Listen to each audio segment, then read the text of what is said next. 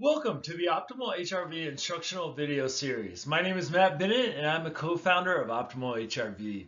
In this short training, we will talk about how do I improve my long-term HRV.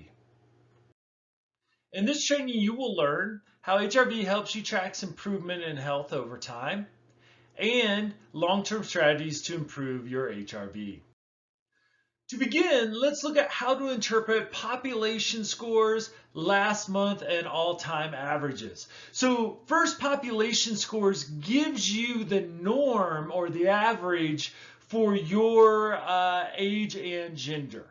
We encourage you not to get overly invested in this score because the range of averages per age and gender are pretty big, but it gives you some idea how you're doing people in your age category. So if you simply want to use this, you look at this individual's all-time score versus their population average, and they're doing really well. This person is overall very healthy. Now you look at their last week and last month scores, and those are a little closer to the population norm. So but overall, they're doing okay versus their population norm. All time, they're actually doing great. So the last month average here versus the all time. So all time, again, every reading you've ever taken. This is the baseline that we use to really compare these scores. There's a lot of genetic factors that go into HRV scores. So really you want to really pay attention to how your latest, previous, last week, last month all compare to your all-time baseline. So if you look at this individual, again, their all-time versus population is really good, but their last month is significantly lower and their last week is significantly lower than their all-time score. So this would signal to the individual something's going on here. I would question if you've seen these declines and they've been taking readings pretty much every day for the last month. Have they been feeling sick? Have they been feeling maybe burned out from work? So again, the goal is to really have that last month outperform the all-time. That shows a positive trend in health. Now, for this individual whose all-time is outperforming population norms, I tell this individual, hey, if you can keep that score around 50, you're doing great. So if this was significantly below the population norm, then the goal would be to rise it up to the population norm or above. So again, last month, how are you doing this month? And again, comparing that to all time, this individual, not so well. So the goal is to say, hey, what's going on and what can I do to get it back up to that overall baseline over time? So again, just gives you an in-depth look at the health of your autonomic nervous system, your body and mind. So let's look at some long-term strategies to improve your HRV. These are things that usually things that you can't just do really quickly to boost it, like we talked about in previous training, but things that we know long-term can really help that HRV score recover. One is to follow any medical advice that you've been given, adhering to any medical treatments that are out there. So always important because a lot of times people are struggling with diabetes, other illnesses, and they're not following their treatment or adhering to their medical treatment. We'll see that lower HRV scores. Also with psychotropic medications can help HRV scores recover, handles anxiety, depression, which we should see improvements in HRV scores over time.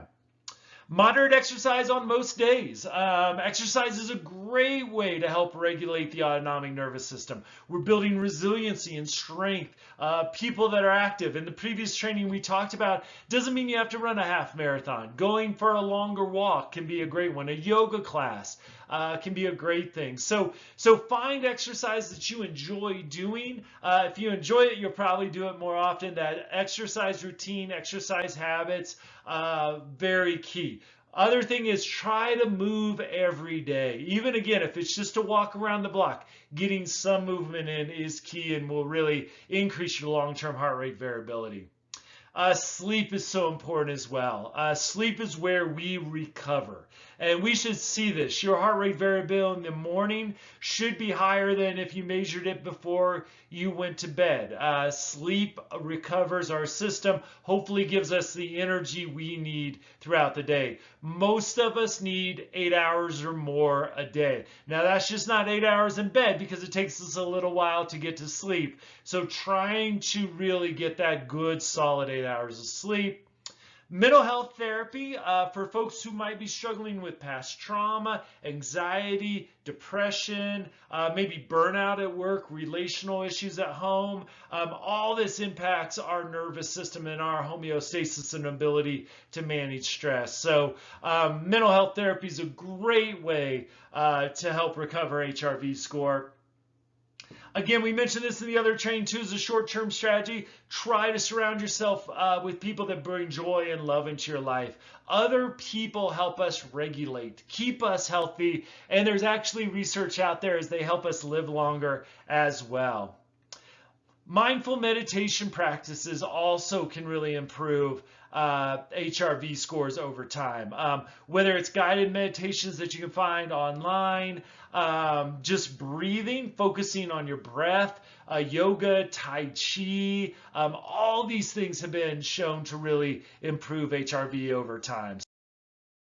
Final thing that I want to talk about here is diet. And diet is really important because there's certain foods that really exacerbate the stress response on our body. These are called inflammatory foods. So I've given you a list here of inflammatory foods. So when we're stressed, we release cortisol, which also a chemical called cytokines, which can create inflammation in our gut, in our brain, and other parts of our body. These foods here also increase inflammation. So it's just putting fuel on the fire. If you're already struggling with stress, these foods can really exacerbate that stress response. I also encourage you, if it's in your budget, to think about an allergy test. You might have a food sensitivity that's inflaming your body as well. I've seen a lot of people's lives change when they take in one of these tests, realize they're sensitive to a regular staple of their diet. They eliminate that food and they find themselves both physically and mentally much healthier. These are anti-inflammatory foods. So if you don't have an allergy to any of these actually decrease inflammation in our bodies. So again, the inflammatory foods exacerbate the stress response. These, in many ways, are like a treatment for the stress response. Now, it's not going to get rid of, if you've had an overwhelmingly stressful day, this isn't going to be the cure per se, but can really help address the inflammation that stress naturally causes. Thank you for joining us for this quick training. You can find more about us at optimalhrv.com, where you can find more online trainings, our heart rate variability podcast, and our free ebook, Heart Rate Variability. If you have any questions, please feel free to contact us at sales@optimalhrv.com. Thank you very much.